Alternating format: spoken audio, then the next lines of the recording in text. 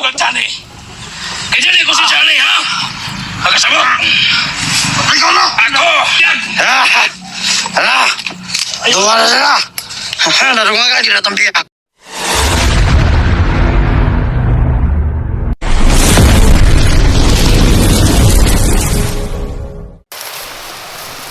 So yun tol, no? Ito yung ating karugtong tol ng ating video. Sobrang laki kasi. Ano naman langgam mo, sobrang laki.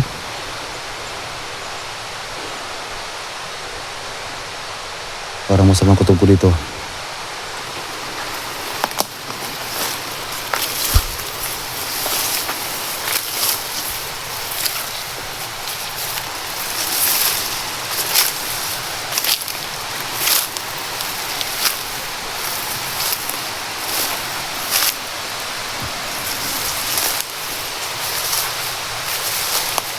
Bro, Johnny.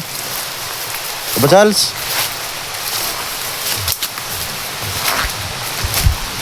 Tsaka dito mga tol, may dumadaan dito. Bro.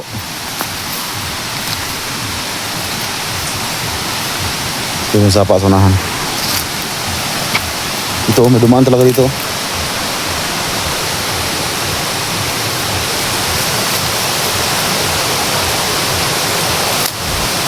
Bro. Saka nakita ko rin yung video ni Junji tol. May gumaya sa kanyang mukha. At ang sabi niya, isa rong impostor. Grabe namang nangyayari ngayon.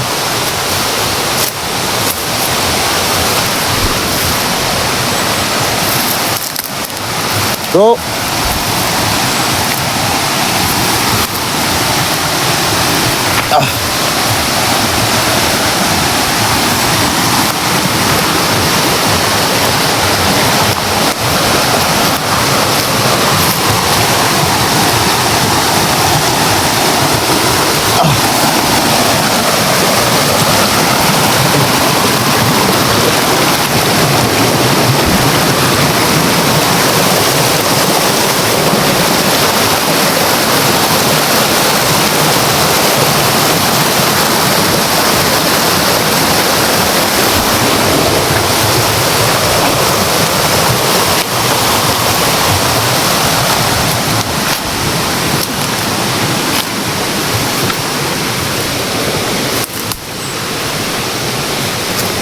Parang wala tang daanan dito.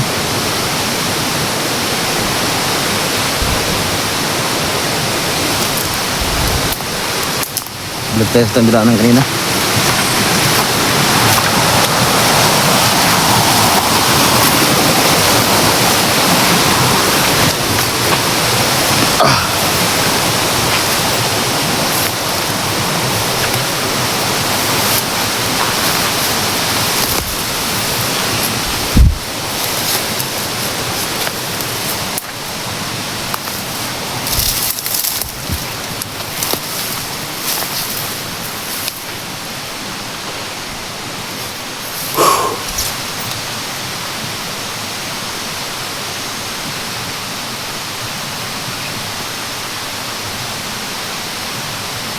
Woohoo!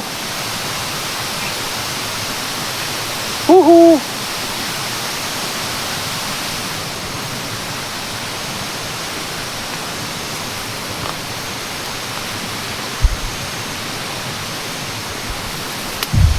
Susunahan tol, maghanap tayo ng pisto. Gamit ako ng hatagulilong.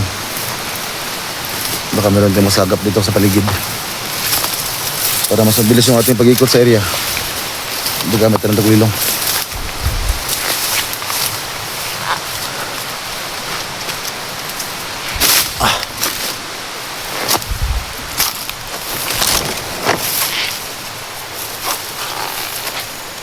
Para hindi tayo matagalan sa pag-ano.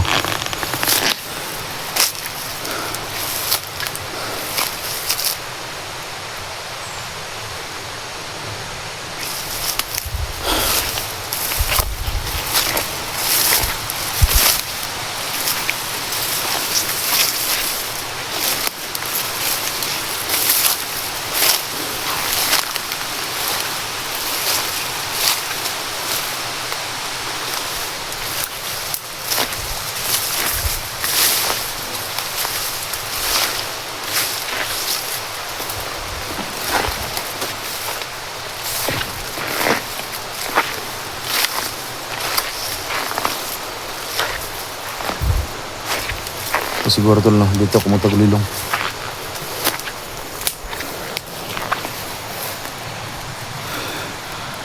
So iwan ko lang kayo muna, ano tol, iwan ko lang muna kayo saglit. Kasi gamit na ako ng tagulilong. Ito lang sa itong area tol. Tingnan natin yung paligid. So balikan ko kayo mga tol, iwan ko lang kayo saglit. Kasi susurin ko itong buong area. Baka meron tayong masagap dito. Baka dito sila Johnny at saka si Apple Charles. Si Johnny tol, hindi talaga kilala yung mga hunter. Grabe yung pagkahimot tayo si Johnny. So para mga tol, mataguloy lang muna ako. Iwan ko lang muna kayo ng mga 2 minutes. Kasi gusto kong masayod lahat yung area na ito. Kung andito ba sila.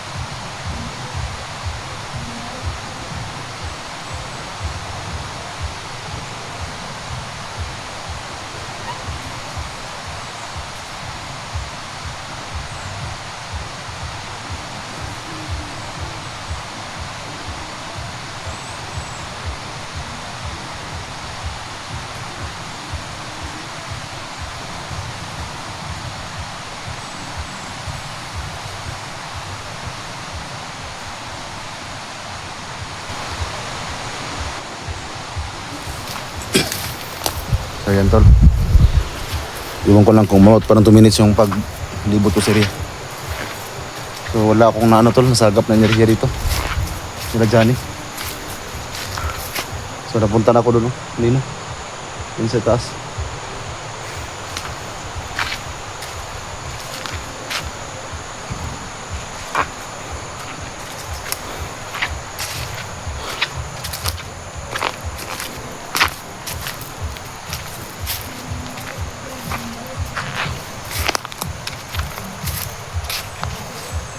Meron pala siguro malapit na bahay dito kasi meron ako narinig na sounds oh.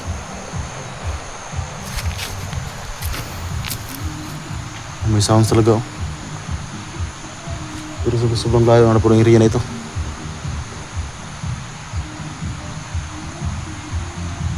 May sounds talaga oh.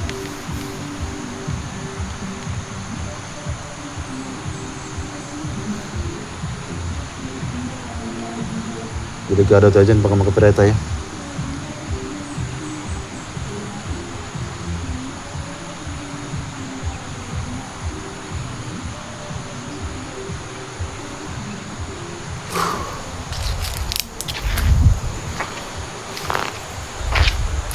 Tulo. May mga gulay kasi sa unahan. Siguro lagayin ito ng ano. Lagayin po ito ng talong.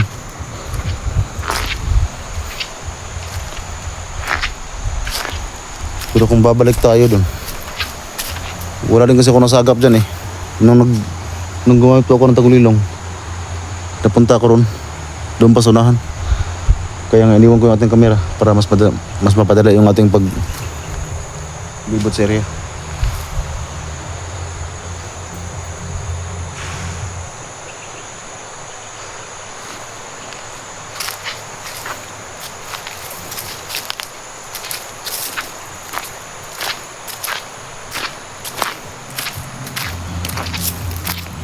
may daanan dito. Sobrang lakas ng sounds na yan. Siguro may bahay dyan sa unahan. Puro kahoy dyan sa unahan, no? Pero yung boses ng sound system parang dyan galing.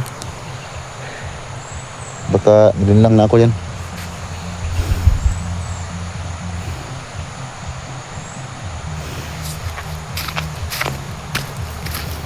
Bawal kasi ang tol, yung mag-video kapag may sounds, bawal yan sa YouTube. Pwede kang magka-copyright dyan.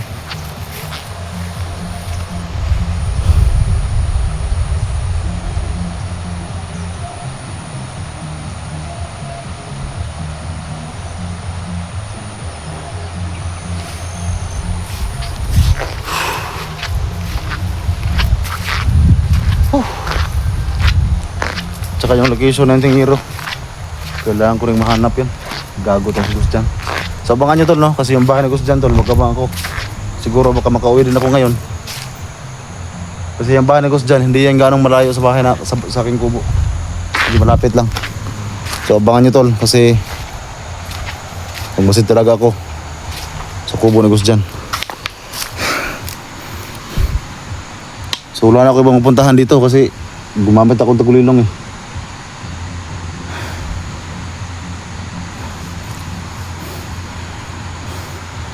Alam nyo kasi tol, yan si Johnny, marami na rin napikon sa kanya.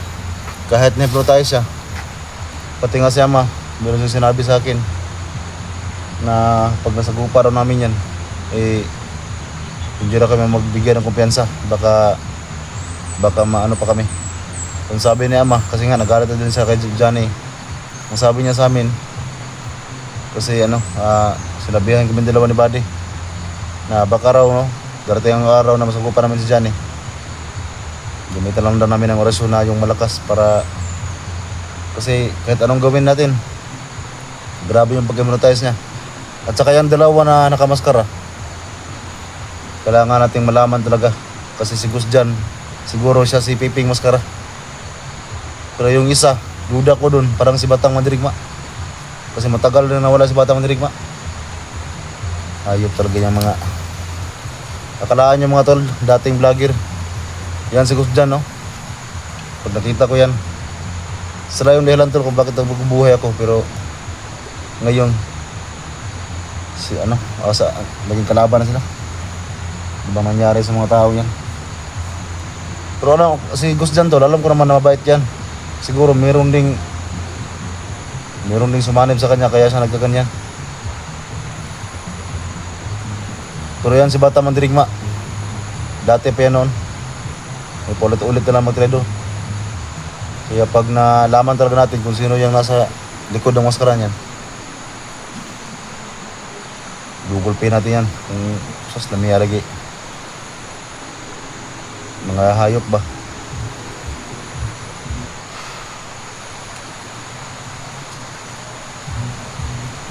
Kung hindi lang dahil sa mga request niyo tol, hindi ako mapupunta dito. Kasi ang pakay ko talaga, yan si Commander Badang. Hindi na napakita. Kasi alam niyo naman tol, no, na siya ang dahilan kung bakit naging kami ni Buddy noon. Naging critical ba. Pero si Badang din yung dahilan tol, kung bakit nagkakita kami ni Buddy. Kasi nga si Buddy yung tumulong sa akin. At dahil doon, nasagap ko yung kanyang enerhiya na para magkadugo lang kami. At doon ako naghihinala, nakapatid ko siya. So doon si ama talaga, nagpasalamat ako ng sobrang laki talaga. Kasi hindi niya kami pinabayaan. Kahit siya ay matagal ng patay. Pero mabuti ay makagawa pa rin siya ng paraan para makapasok sa katawan ko. So kasi Buddy, ginawa niyang tauhan, no? Grabe yung ginawa ni ama. Hindi siya napakilala. Kasi ang sinabi kasi ni ama sa akin tol, hindi niya sinabi muna kay Buddy na siya yung kanyang ama para hindi magtaka yung bata. Kasi yan si Buddy, matagal din niyang nahiwalay.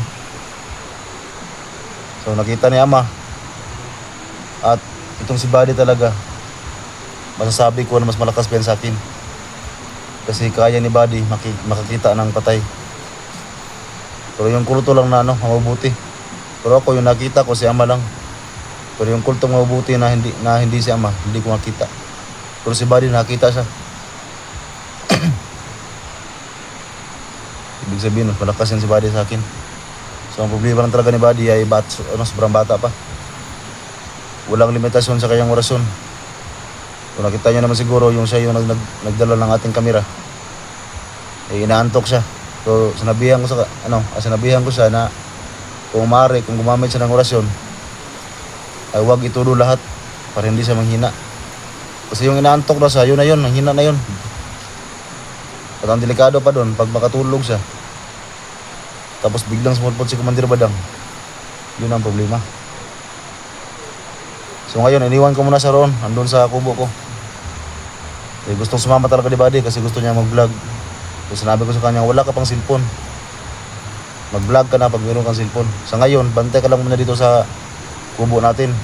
Sa mga sa mga pamangkin mo. At sa tita mo, yung asawa ko. Buti nakinig naman. Kasi gusto niya talagang kasi yan, laking bundok yan eh. At saka sobrang lakas umakyat niyan. Yan si Buddy, parang unggoy yung umakyat ng kahoy. Nakita niyo naman siguro yung nagkuha ako ng tubig. Yung hindi pa ako nakaalis. Mahilig to siyang umakyat ng kahoy kasi yan yung nahiligan niya simula nung lumaki siya.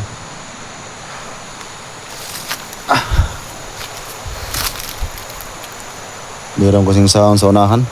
Pupunta ako dun sa unahan. Kasi doon ako nagpunta sa bukid na dito, doon sa layo. So ang plano ko, punta sana ako doon. Pero may sound sa unahan. May bahay pala dyan.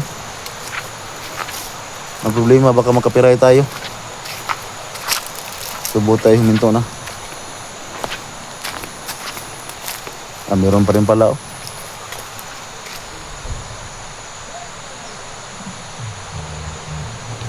Rigi pa yung sounds. Bro, Alba Charles.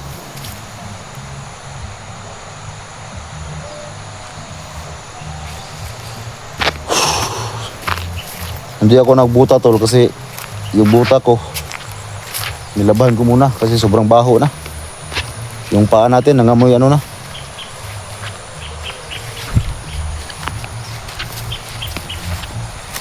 Lakas talagang sounds. Delikado tayo. Kasi yung video natin hindi to man YouTube kasi mag-copyright man to. Budot yung sounds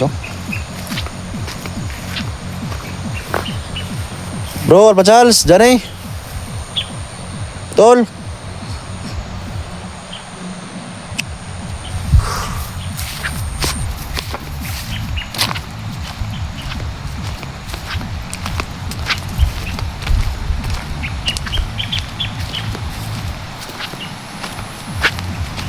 So dito ko dumaan to kasi may daanan kasi dito eh.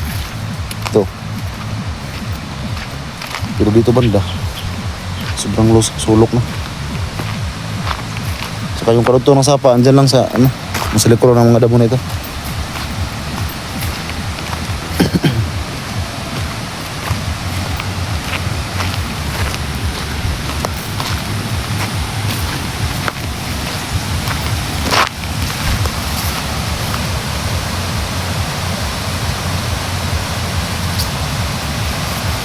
Daanan pasukin natin. Testing natin pasukin to. Papunta sa sapa.